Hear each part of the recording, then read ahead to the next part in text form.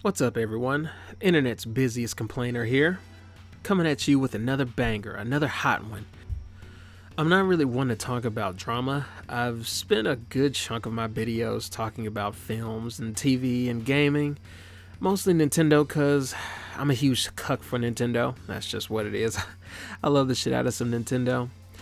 But to spread around my content and to talk about things that somewhat vaguely interest me, I'm dropping trow and I'm talking about Leafyishere, or now I guess you could say Leafywashere. There is a YouTuber by the name of Imp Lemon who did sort of a biography on Leafyishere, which kind of was messed up by Leafy coming back, but looks like it's been reset to 2019, so looks like it's back on track. Leafy's channel is no more. It's kaput. It's dead souls in Minecraft. To all two of you who happen to have no idea who Leafyishere is, or I guess you could say was, it just feels really weird. I have no idea if I should use past or present tense Leafy. Anyways, he was this controversial YouTube commentator. His claim to fame was talking shit to kids and giving the business to certain YouTubers. He left after a few years and came right back because, 2020. That, and I gotta say, as a petty person myself, I definitely recognize the petty fire that lies within Leafy. Even though iDubbbz gave him what he rightly deserved, if I was Leafy, I would probably come back and do the same petty shit and take a jab at iDubbbz over his girlfriend issue. And everybody should have seen this coming. Like, you don't have to be an oracle to know that, if you do the wrong things, and I'm using air quotes as I say this, if you do the wrong things or say the wrong things on YouTube, you're donezo. And you figure this, I can't stress this enough, you really can figure that this would happen. You gotta be completely family friendly. You gotta be like a Disney park amusement ride, except you sort of ignore all the vile business practices and only focus on the wholesome aspects like Jimmy Kimmel Tonight or WAP, which is well past 100 million views because terms of service, right, YouTube? But hypocrisy is nothing new here. And just to clarify, the song is fine. I don't really care about the song either way. It's a fine song. It's not a big deal. I fucking hate hypocrisy. But yeah, as far as this inevitable conclusion, it's something that I thought about and then abruptly just put to the back of my mind. Like, Leafy is a very successful YouTuber, or at least that's what I assume. He'll be fine regardless of what happens. Maybe I don't know the dude's life. Wow. Leafy was here. There's some irony in picking a present tense name and then doing like somewhat, or at least textbook seemingly edgy things, and you risk yourself becoming the past tense version of your name. I'm sorry. It's probably not a big. It's really not. Actually, no. It's not probably. It's fucking not a big deal. But I'm just really hung up on it. And I don't know why. Maybe it's just the dork in me that's just really hung up on was here and / is here, risking his name becoming past tense. But anyways, now why do you think he was terminated, or at least why do I think he was terminated? I mean, it's anyone's guess at this point. It kind of has that Dr. Disrespect kind of vibes to it. It's like, why the hell was this person removed? But at the same time, you kind of can guess what it was. It could be the subsequent 30 or so fucking Pokimane videos, which that would be my initial guess. Who knows? Maybe the 2 out of 10. What I'm thinking his channel was probably manually reviewed, and that's probably what happened to it. And you could cut yourself on Leafy's edge in 2016. Like, make no mistake, I'm not taking the man's side based off of his history, or at least not completely taking his side, like he's done absolutely nothing wrong. But this time around, it really seems a bit different as far as the way that his content went. Like, could you be getting rid of Leafy for the stuff that he did back in 2016? Which, based off of how the rules have changed and all that stuff, if there's any rules now that didn't apply back then, it wouldn't be fair to remove them for it. But at the same time, considering the fact that they did the same thing to, if this is the same thing, if they did the same thing to Monkey Jones, which they did that to him, they yeeted him. Like, it was it feels like it was a hit job. Like, to where he got confirmation that the content that he made before was completely fine, and then out of the blue, which I can verify, the social networks definitely do that shit. They'll just out of the blue your ass. You're just done. Even if you technically have not done anything wrong, it's up to their discretion. If YouTube wants to fuck you over, they can fuck you over. If Twitter wants to fuck you over, they can fuck you over. If Facebook, my stomping grounds, if they want to fuck you over, they can fuck you over. It's pretty dog shit, but that's just the power that they have right now.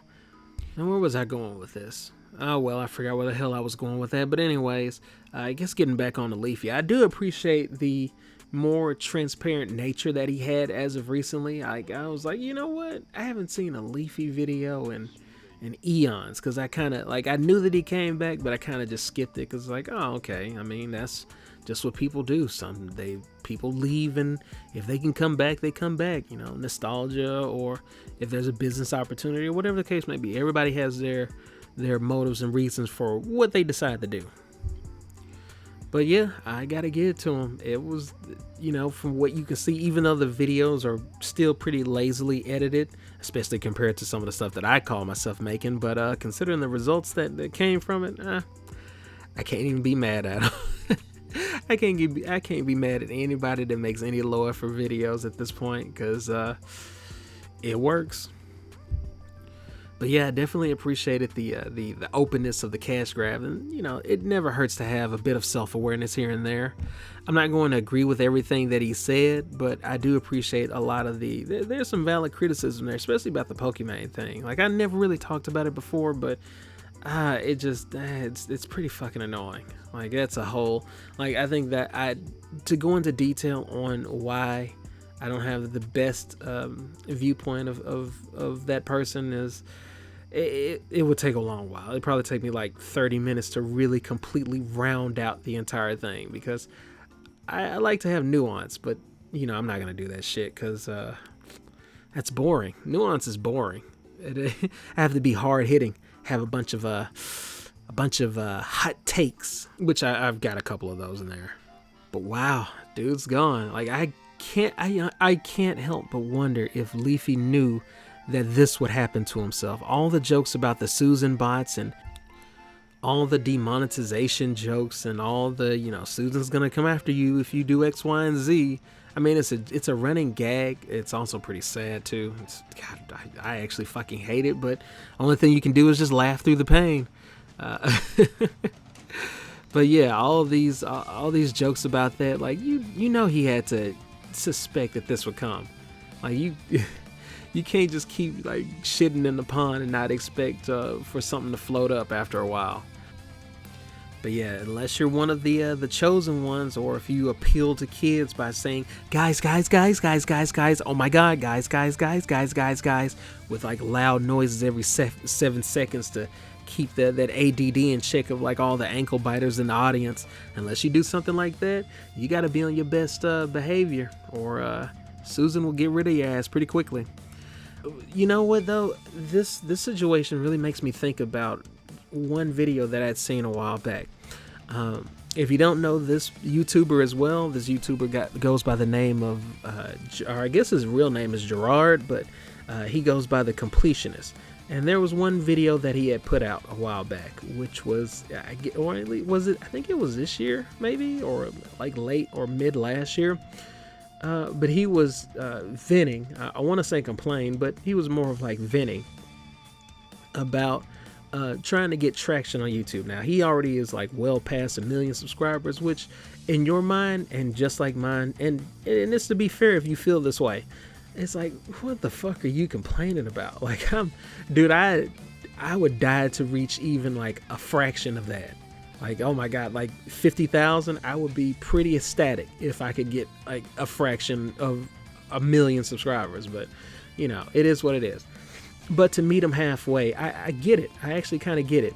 Like, one thing that really tickles my fancy is how you do have to strike this balance between being interesting on YouTube and talking about interesting things. And I'm using interesting in a very loose way, because people love stupid shit. And how how do you find a balance between that and the poor attention spans and making something that seems like worthwhile and also has to be family friendly as well? It's like striking that balance, for some of us more than others. That shit's not easy. And seriously, unless you're like a teen doing the eBay, I mean the e-boy, or actually we call them fuck boys around this parts, or the hashtag relatable teen girl shit. Like, how do you succeed? Like, seriously, there are ways that you can do it. You can do some outlandish shit, and you just get picked up by the almighty algorithm. That can happen, but can and will happen, those tend to be two different things more often than I would like it to be.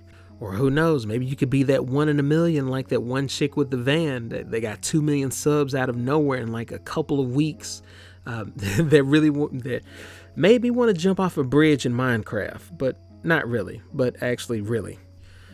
But yeah, I get it, Gerard. Like, Gerard is a cool dude. He may have been a bit fussy in that video, or at least it seems like he's complaining when he's very fortunate, compared to a lot of the rest of us. But he seems like a really very chill and cool, down-to-earth person. I think YouTube wants to promote that. I really do, but it's not really what's popping with the viewers on YouTube. Like, they really, really, really, really, really want stupid things. Like, let's not kid ourselves here. If you don't believe me, you check the trending tab and look at the views.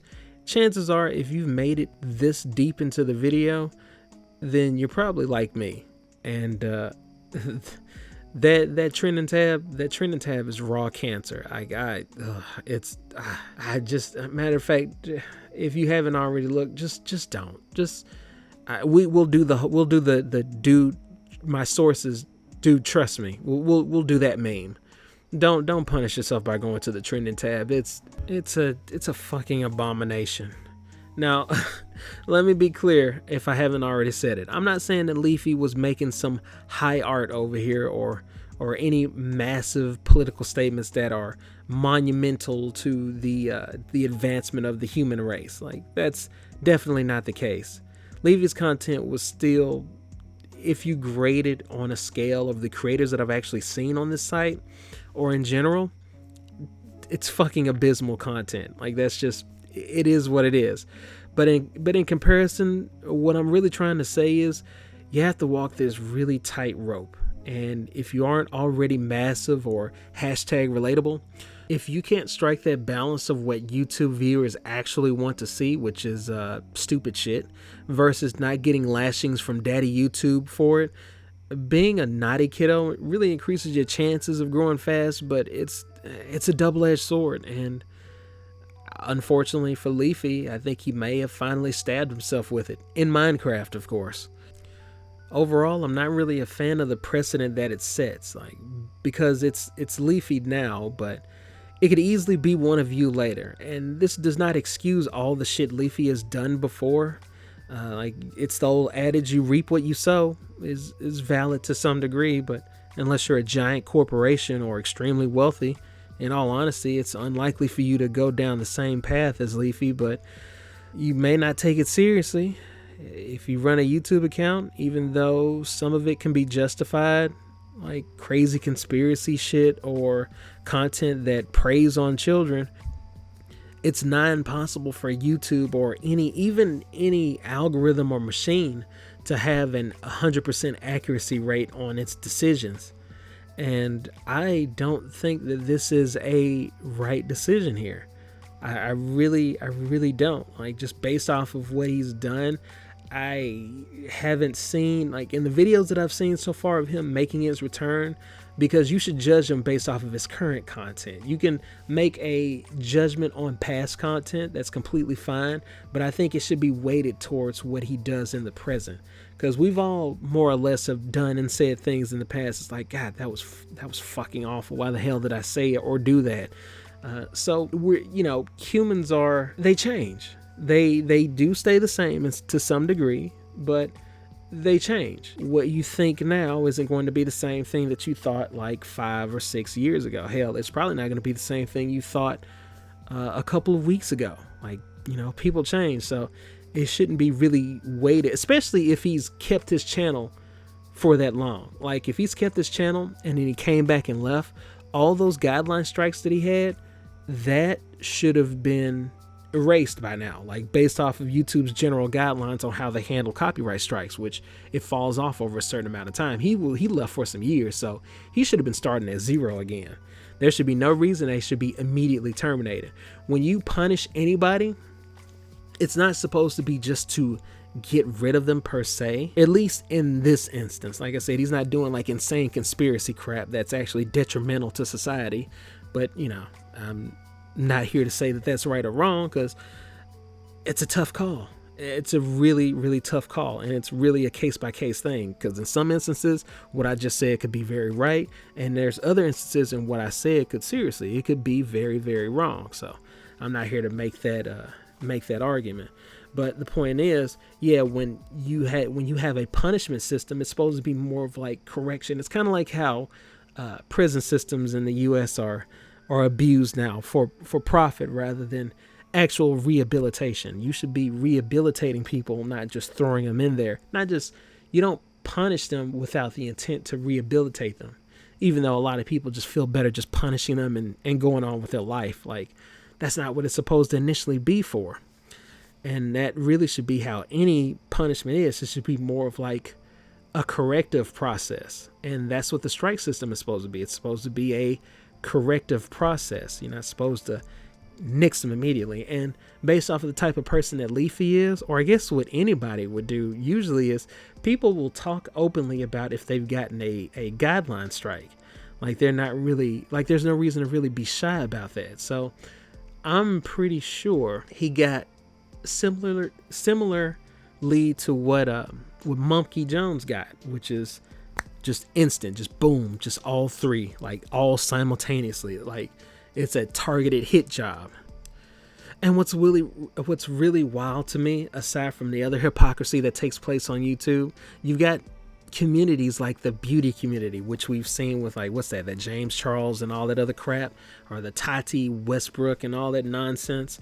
Like, don't even get me started on the beauty community. Like, it's some dynasty type shit in that community. There's wars, factions, drama, heartbreak, betrayals, multiple betrayals. You think you were in like a Halo online match or something. Like, there's so much backstabbing and hatred in the beauty community. It's ironic. Like, it's beauty, but they never managed to obtain beauty.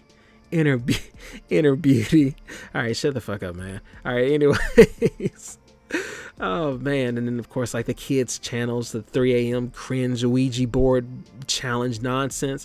Yeah, pieces of garbage like J Station making videos about people that have left, like they've passed on, and I'm not gonna lie, I'm actually getting pissed off. I'm gonna have to stop. Hold on. Okay, all right. My rage is somewhat subsided. Yeah, this piece of garbage has actually like made videos like that, and he still has his channel. Now I can understand YouTube being like, hey, you know, you're inciting harassment or whatever. I get that, that's fine. But you have like garbage like this still on YouTube. You didn't get rid of that, and this piece of trash disrespects like, the dead. That's okay. Like that's the kind of shit that really I feel the rage coming back. Hold on. But I really have a strong feeling that this is really just like the Monkey Jones situation. I really do. I feel like Leafy went away before the heat got too hot for him. YouTube stopped paying attention because YouTube is overall very incompetent. Like, that's just, YouTube may make a fuck ton of money. Well, YouTube itself doesn't really make a lot of money. Google may make a fuck ton of money, but you can still have plenty of incompetent people among that cast generation. It's not too far out of the ordinary. We've discussed YouTube till we're blue in the face. YouTube is pretty incompetent. So when he started making videos again, and I guess whoever manually reviewed it, they looked at Leafy's back catalog, and then they looked at his current content, and since it wasn't super family friendly, they just decided to just axe him. No questions asked. They just got rid of him. Either way, he really should have known what he was getting into. But I gotta say, at what cost? Those tier 3 jokes, that shit was really funny.